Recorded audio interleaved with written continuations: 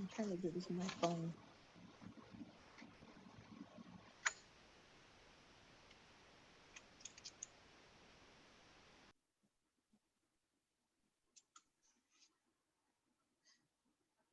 Okay, Madam President, we are live on the YouTube channel. Okay, please rise for a moment of silent prayer and the pledge.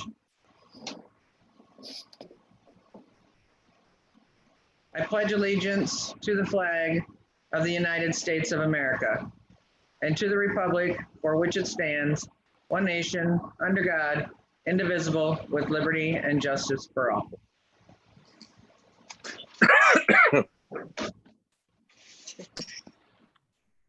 Okay, Stevie, you ready? Roll call. Weiss, Yes, here. Sleek, Smith, Here. Addy, Here. Elder, Here. Reese, Leibold. Here. Okay. Welcome everybody to City Council. I hope there's people out there on YouTube watching us. We give the public a chance to speak through YouTube if you have any questions or comments on any of the ordinances or resolutions. Council has in possession and they've had a chance to review the minutes. Are there any additions or corrections to the minutes? No. No? Okay, then they'll stand approved as they are. Council also has a copy of the agenda. Is there anything to add to the agenda? No?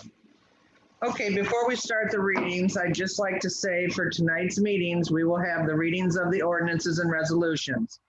If council has a question, again, I would ask you to raise your hand. I will see it on the screen and I will call on you. I will also give the public the opportunity to speak if they have any comments that they'd like to make. We will have committee reports tonight.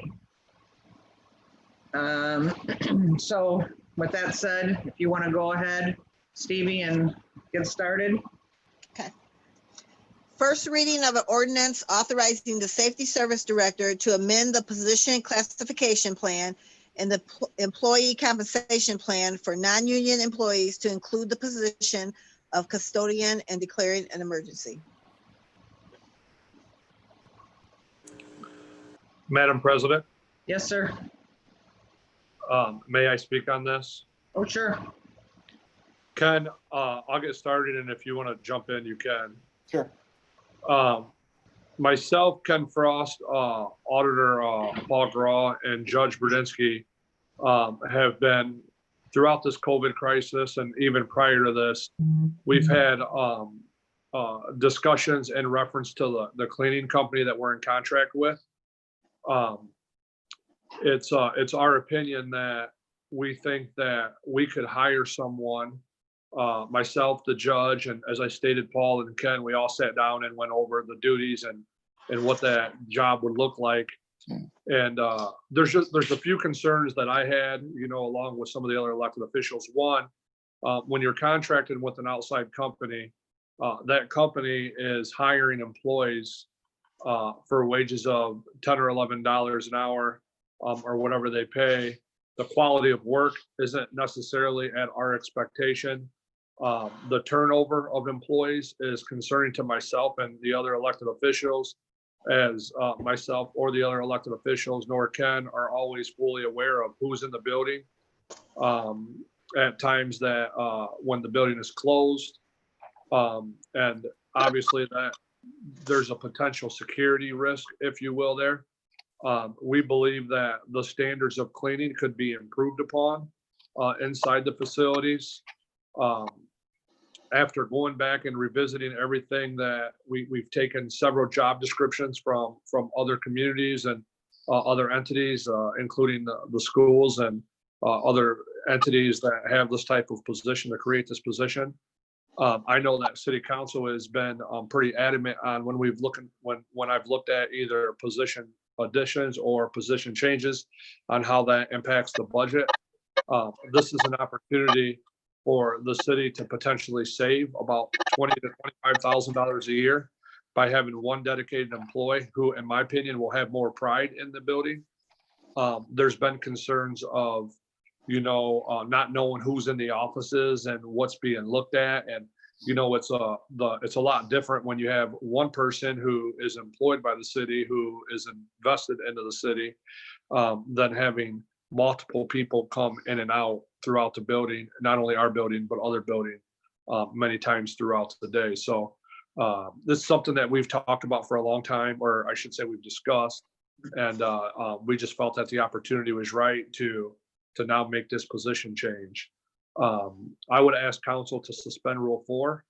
I do believe that we have to give the current cleaning contract provider a 30-day notice in the contract that allows us to void contract and get out of this contract. If we can suspend Rule 4 and get this passed, then that will allow us time to get the position posted. The position will be posted out to the public. This is a position that we will share on our website and be as transparent as we can on making sure that we're able to hire the best qualified person for this position. This person will ultimately report to the safety service director, and the level of supervision and management would come from the administration. Again, this is an opportunity to save the city, $25,000. And this is something that all of us, inside the building, myself, and obviously the auditors on this call, and the judge is not, and Mr. Melly, I believe, and safety service director is all on board with to improve service and safety to the city of Fremont. Yes, Christine? Will it be a struggle for the one person to get everything done, or how many people does the cleaning company have come in and do they have more than one person? We feel confident that one person can handle the job duties. Safety Service Director Frost, because this person also would be responsible not only for City Hall, but some duties at the rec center, the water reclamation plant, the water treatment plant, and the police department. However, we believe that once this person gets a system in place, for example, at the rec department, if you're ever in the rec center, we hire, part-time employees when we're back to, I'm going to describe as whatever normal is again, right? But previously to COVID, there's employees that, not knocking the employees, but they're just standing around, so these are duties that even the part-time staff at the rec center, even full-time staff can help with to care for the basic duties. But this person would be responsible for the locker room cleaning, more of like the deep cleaning of the facility.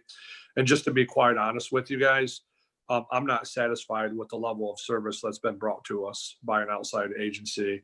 I think if we had one person, they would take more pride in their work, and the deep cleanings and things like that more frequently wouldn't be required as much, because a deep cleaning wouldn't be as much as it would need to be. Then you would have to still go in and do your daily routine and daily things like that at the facility. So we're thinking that this person, we're still working out the details, but the hours that we're thinking would be somewhere like a 6:30 to 2:30 type job. That way it would allow a person to get in the facilities prior to the start of business, get the daily routine things done, and then just kind of be readily available. And I know that the judge and the clerk's office, it's to the point where they don't even want the cleaning company cleaning their offices, just because of, certain circumstances that have taken place, I believe. And they brought it to my attention, and I initially had a meeting with the elected officials, and we met probably 3 weeks ago or a month ago now. And Ken and myself had been working on this job description. We worked with Clement and Nelson, as City Council is aware. That's the agency that evaluates the job. So we handled this situation the exact same way we handled the Diversity and Inclusion Director position. The position was scored. It was all of the facts of the job, the requirements, and all of those things were all looked at, and based off of the analysis and the validated tool or assessment utilized to set the pay. That's how we came to the conclusion. Myself, SSD Frost and Auditor Grawl sat down, and we applied the score to what we felt was the level of pay based off of other positions inside the city. So this position comparably would be something similar between like if it would be like a labor one, you know, in the like at the street department or at the, you know, the parks department, it would be comparable to like between a labor one and a label or a labor two pay scale. And obviously the unions are a little different, the union employees, because those rates are negotiated. So this would not be a union employee, it would be a non-union employee for the city. So you're looking at just hiring one person for Yes, during the one day, person. for during the day? There's no Yes. reason, there's no need to clean after hours?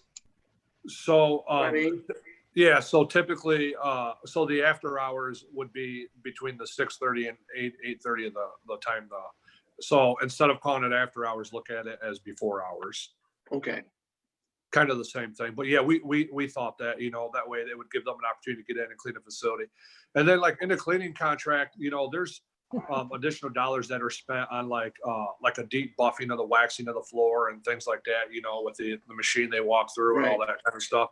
So we believe that, you know, if that needs to be done, then we also have the ability to authorize some overtime for them to be able to do that, or allow them the flexibility of flexing their time if they want to, you know, leave early. And Safety Service Director Frost will ultimately be the direct supervisor of that position to coordinate, you know, the needs based off of what the city needs. Again, it's an opportunity to save $20,000 on the budget. So, Mr. Mayor, I have a question for you. How do we avoid the union or having a non-union employee in that position? I mean, will that be a problem down the road? I don't think so. I guess I don't have the agenda right in front of me. I guess, Paul, do we have on the, or Ken, do we have on the agenda to abolish the other position that we had discussed, or no? No, we do not. Okay. No. Okay. So, Denny, and honestly, I don't know the answer to that question. Ken, do you know the answer to that question? No, it's always been non-union positions been been held at City Hall. Obviously, the job duties that this person is going to perform don't fall within the union's category as far as ASME goes with police and fire, or you know, ASME or police and fire, or the records and dispatchers. So, like I said, there's always been a position here at City Hall that's a non-union position that does this type of service. Now, this position is actually a janitorial position. It's a newly created position. It's not really comparable to the position as our facilities manager used to have, because he didn't do any of this before. We still had the cleaning company along with the facilities manager position. So as far as keeping this a non-union position, I don't really think it's going to be an issue. At worst, all you have to do is get a memorandum of understanding with the union to make this non-union, which is, it's not a very big deal to do.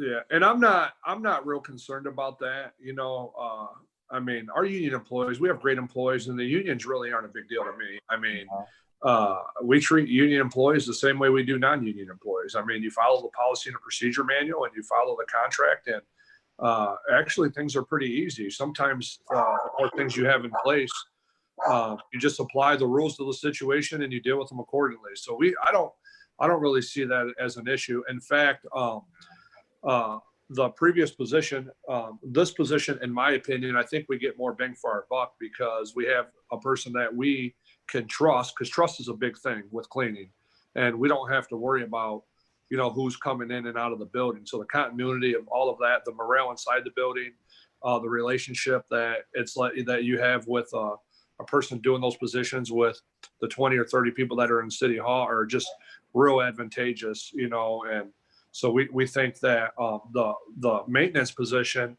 you have to remember, we've done a lot of work with Campbell and through our energy savings projects and all those things. So we have newer equipment, and we're already in contract with Campbell. So we really don't necessarily need someone to work on that equipment in the building, because we're under contract with all of that, and we still have warranties, you know. So it's not necessary, because if that position was still there, the only thing that they would be doing is calling Campbell anyways. Does that make sense, Denny?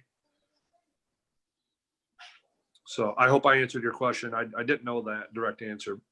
No, I was just curious, looking, for the future, any problems or whatever. Yeah, no, good question. Thanks. One more question. Okay. Does 30 days give you enough time to find somebody? I don't know. Again, I apologize. I'm on my phone, so I don't have the agenda in front of me. Does 30-day? Yeah, I think it gives us enough time. But remember, it's we have 30 days to notify them. So just because it gets passed tonight, we can notify them in a week or so once we're prepared to put the position out for the application process. So, was there an emergency added to this? Yes. Yes. Okay. So, Councilwoman Weiss, I think that if you guys would decide to honor our request and suspend Rule 4 and vote on this tonight, Mr. Melly and myself, or Mr. Frost and Mr. Melly, whoever can get that letter sent over to the company, and then we can be prepared to move forward with that application process. Justin, you got a question? I'm not against it, but we do not have the votes to suspend the rules tonight. Pardon me? We do not have enough to suspend the rules. Okay, thank you, Justin. I thought do we need 5? Do we have 5? I thought we had to have 6. I'm not. We have 6. Oh, you have to, okay. Okay. That's fine. Obviously you guys see what I'm trying to do. So if we don't have the council to be able to do that tonight, then we'll just delay that for a few more weeks. Does anybody else have any questions or comments on this particular ordinance? How about the public? Is there any comments or questions from the public?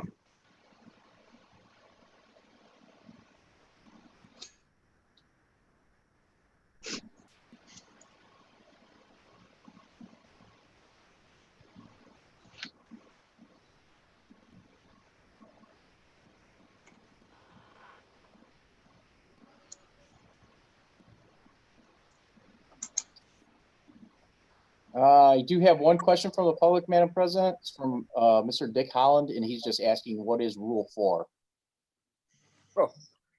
Well, Jim Melly? Sure. So Rule 4 is actually the number of the rule that council has. It's been prescribed by council when they voted on the different rules. And it means that typically ordinances and resolutions must go 3 readings. And since we do not have the requisite number of council members tonight to suspend Rule 4, that means that it has to go another reading. Had we had 6 and they wanted to vote, 6 people to be able to vote for it, then we could suspend the rules and would not have to go 3 readings. But in this particular case, it's going to go another reading. That's Rule 4. Thank you. You're welcome.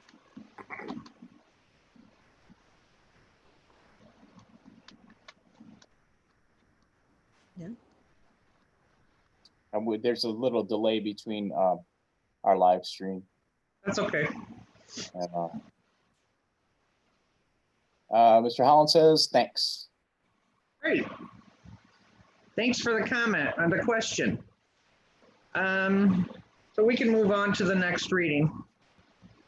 First reading of an ordinance amending the Personnel Policy and Procedure Manual of the City of Fremont to include changes to Section 5.01 regarding city sick leave and declaring an emergency.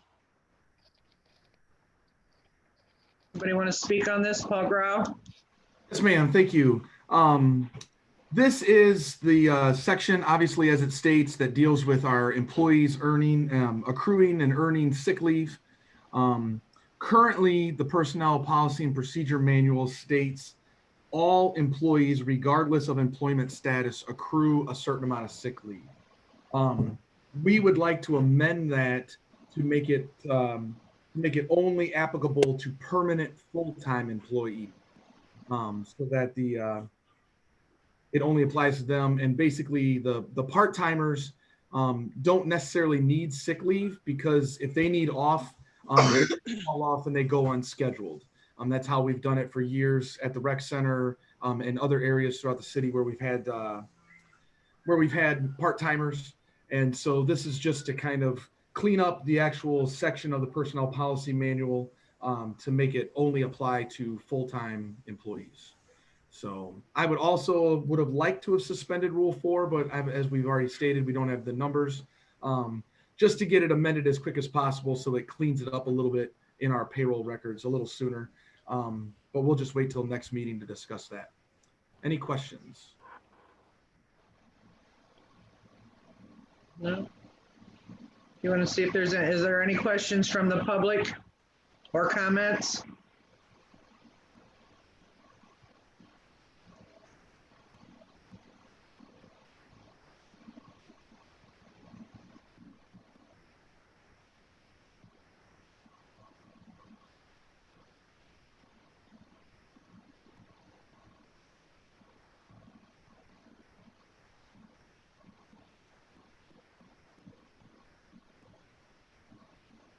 Madam President, I see no questions or comments from the public. Okay, next reading. First reading of an ordinance amending appropriations within General Fund 101, GO Debt Fund 108, Public Recreation Fund 211, Street Maintenance Fund 222, Water Operating Fund 510, Sewer Operating Fund 570, and Sewer Improvement Fund 590, and declaring an emergency. Yes, Paul?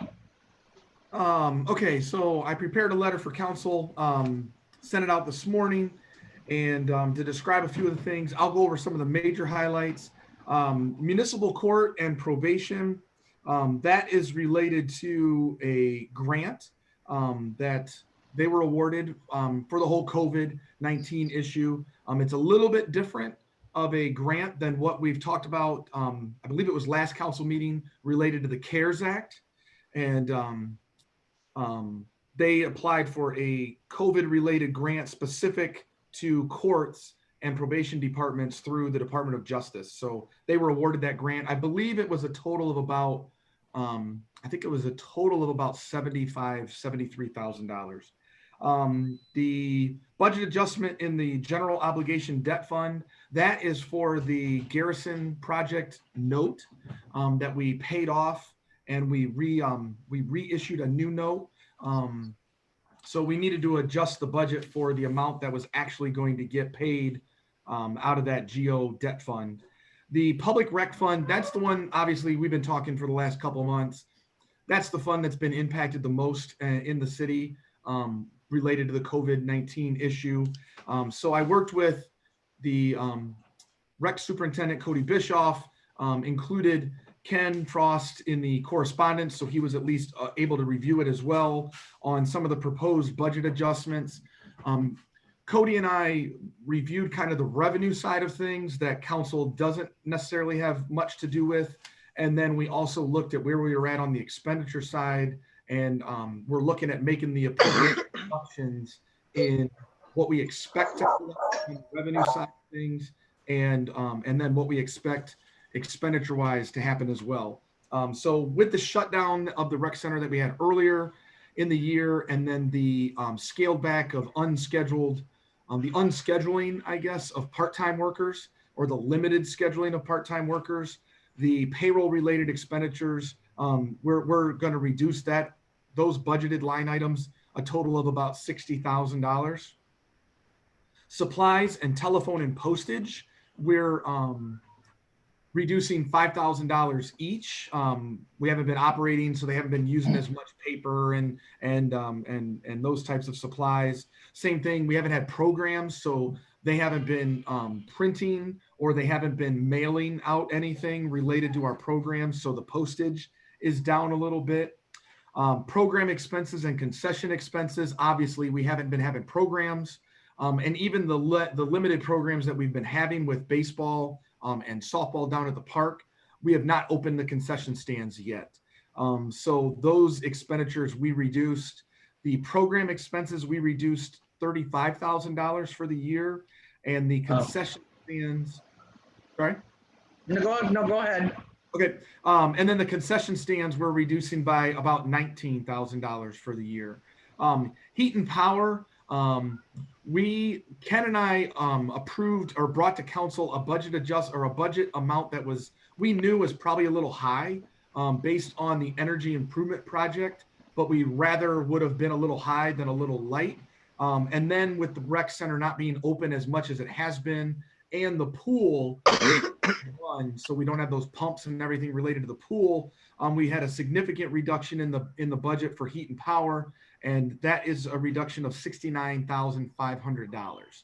I believe the total reduction in expenditures was about $193,500, so $193,500. I believe the reduction in revenues that we're anticipating is about 183,000.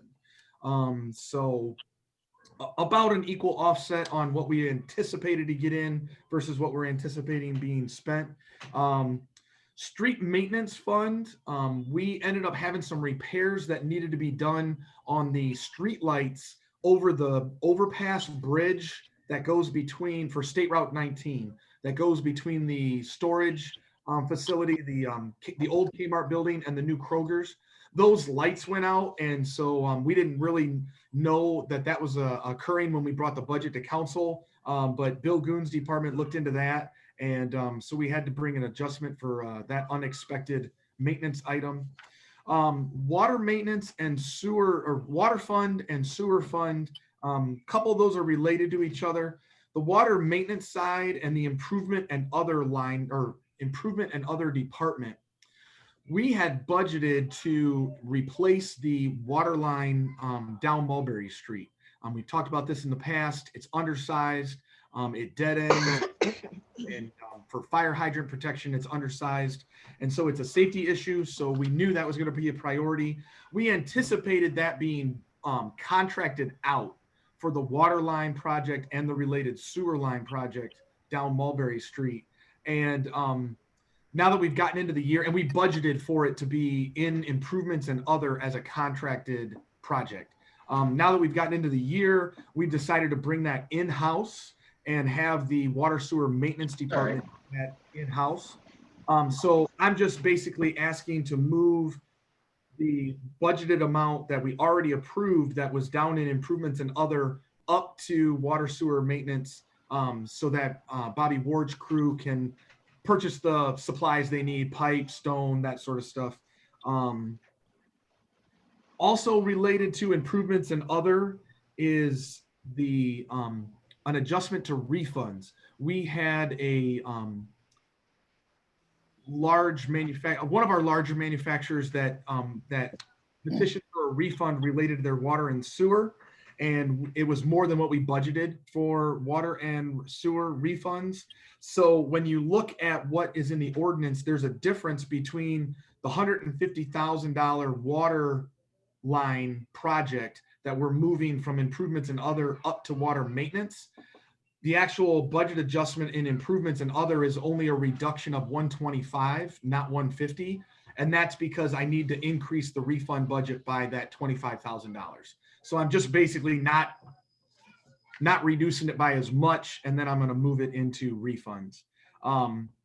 The same type of explanation on the sewer maintenance side of things. The only difference is the amount that I needed to increase in improvements and other for the sewer refund side was $30,000. And that was the amount that I was going to move into sewer maintenance for the sewer portion of that project. So that's just a wash in improvements and other.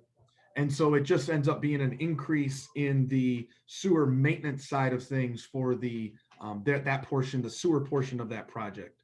The water reclamation center or the sewer plant, that we have Sand Road Pond, which is a holding pond out by the facility. So as the waste gets treated, the clean water goes into the river, and the waste that we cleaned and extracted goes into Sand Road Pond.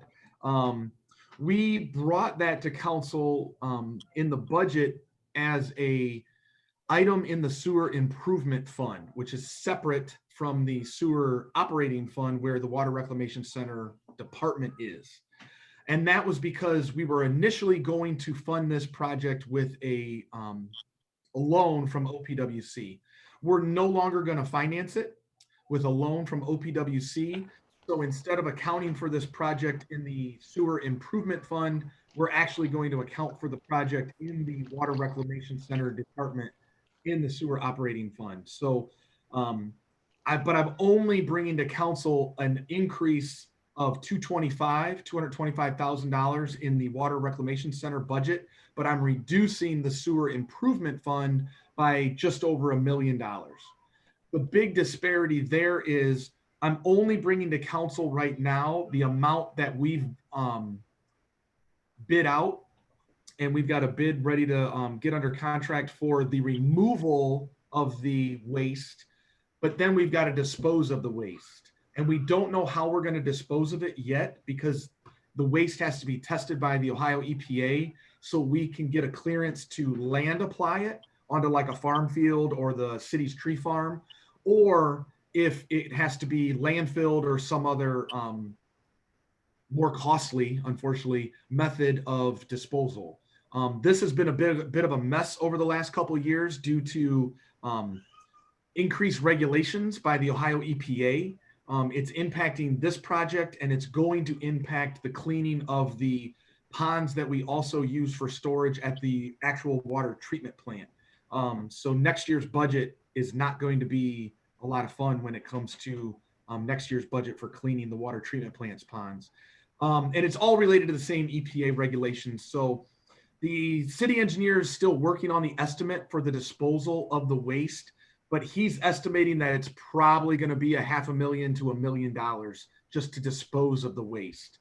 And it just depends on the application or the disposal method that we're allowed to do. So when we find out the allowable disposal method and we get an estimate for that, and we get somebody bid for contract, we'll come to council probably when we're looking to award that bid, if it's something that ends up getting bid, and then we'll come with a budget adjustment. But it will be a significant budget adjustment.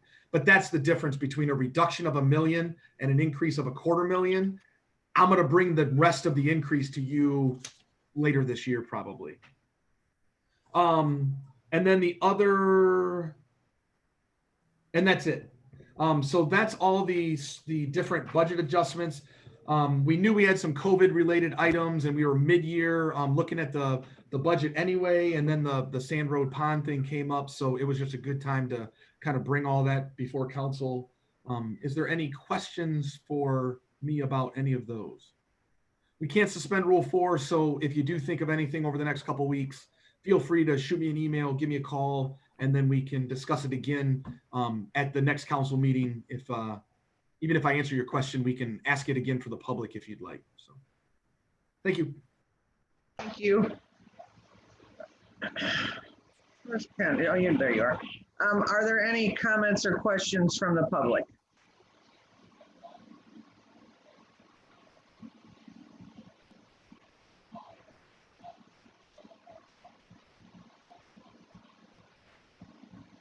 Madam President, I see no questions or comments. Okay. Next reading. First reading of a resolution accepting the amounts and rates as determined by the Budget Commission and authorizing the necessary tax levies and certifying them to the County Auditor, City Council. O'Grow? Be a lot more brief of an explanation. This one is our annual resolution accepting amounts and rates. We do this every year. The county auditor, Jerry Miller, has done a very good job of getting us this resolution a lot sooner than we used to get it. I used to get this resolution really late in September, and I would ask council to suspend the rules for that one because it's required by the Ohio Revised Code to be passed and back to the county auditor by October 1st.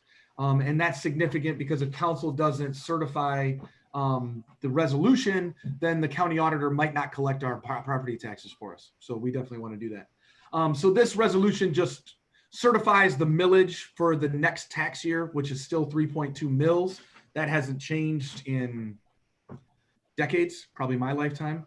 And it gives us an estimate for how much revenue that millage is anticipated to generate for the tax year, which I believe was $830 or $850 some thousand. I don't have it in front of me. But it's actually down a little bit compared to the estimate that we had for 2020. So that went down a little, not significant, but it went down a little.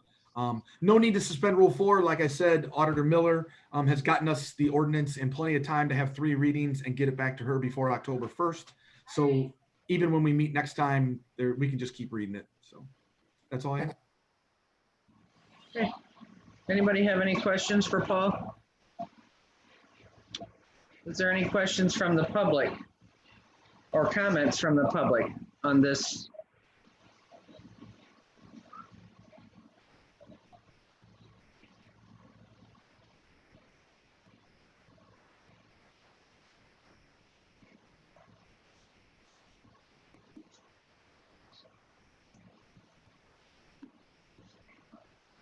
Madam President, I see no questions or comments from the public.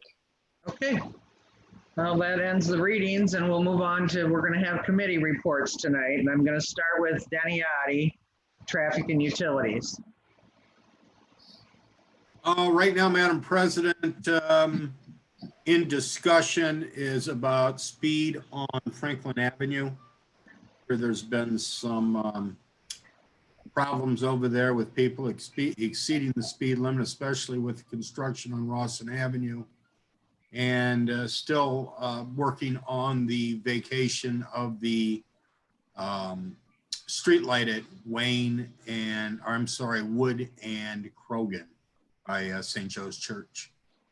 So that's all I have or don't have, but that's it for me. Thank you, Madam President. Councilman Adi, I have a question for you. Yes. In reference to the speed on Franklin Avenue, I mean, to me, that seems like an easy fix. Have we requested extra patrol or officers to run radar over there, Mr. Frost? Yes, we have. Okay. I didn't know about what was the discussion about it? Just the fact that it's happening, or I just want to make sure it's being addressed, I guess. Yeah, it's being addressed. The portion that's being addressed by the Traffic Safety Committee, which Mr. Adi is referencing, is the possibility of additional stop signs in that stretch of Franklin between State and I guess it'd be Miller. Well, when you hear that, I didn't want the public to think that, Right. what is there to talk about, Well, I can tell you that that makes sense. Chief Bliss is fully aware, and he has increased patrols in that area as much as they can. Okay. So that I heard him actually pulling people over there yesterday on the scan. I figured there was more to it. I just wanted to make sure that was mentioned what was going on. Thank you. Yeah, sure. Thank you. Chris Leibold, Finance and Labor. Thank you, Madam President. I guess just one question I'll sort of direct towards Mr. Frost. I was over in Clyde today for the events, and I noticed some of our police officers working security there. And so I wondered if we get a reimbursement from the Trump campaign for that, or how does that work out?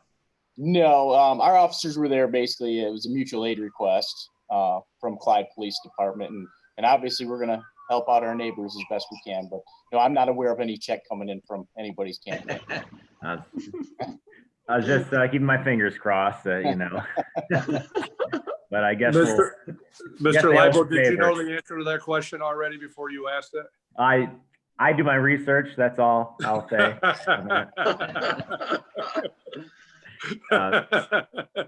That concludes my report.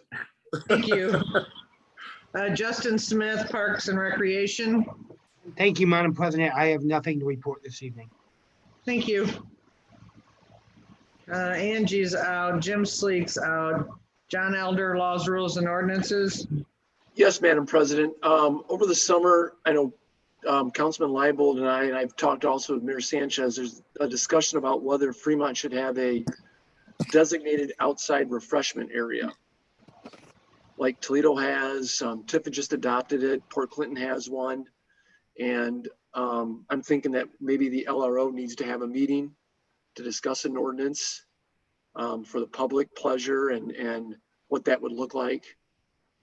Well, what would that look like? I mean, what are you talking, a certain specific area? Yeah, we're looking at downtown Fremont potentially, maybe going up Krogan Street to include 818 Club, the Depot, Chuds, and just maybe, you know, and it will allow us to designate the time frame when this can happen, the period of time when this can happen. But it's something that I know Mayor Sanchez has brought it up, and I know Councilman Leibold has an interest since that's his ward. And I think it's a great idea for Fremont to maybe institute something like that. We can control a lot to it, but the idea being that maybe we need to have a meeting for public consumption and public discussion about how that would look. Okay, And that's all. all right, thank you.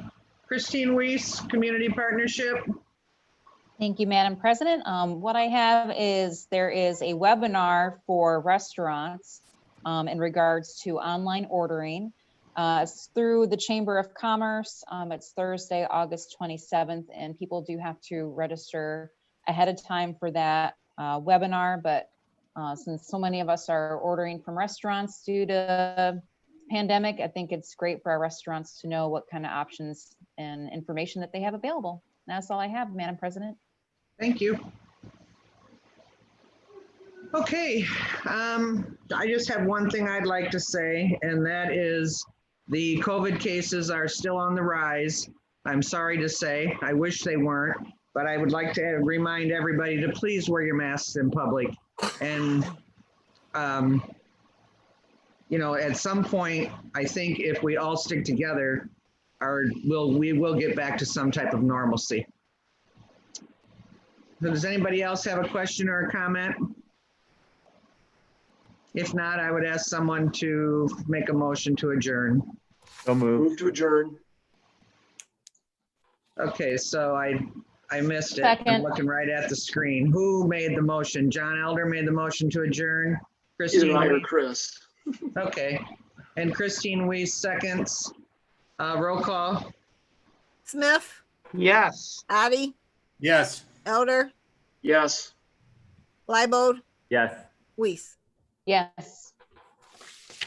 Adjourn. Thank you. Bye-bye, Thank everybody. you. Bye.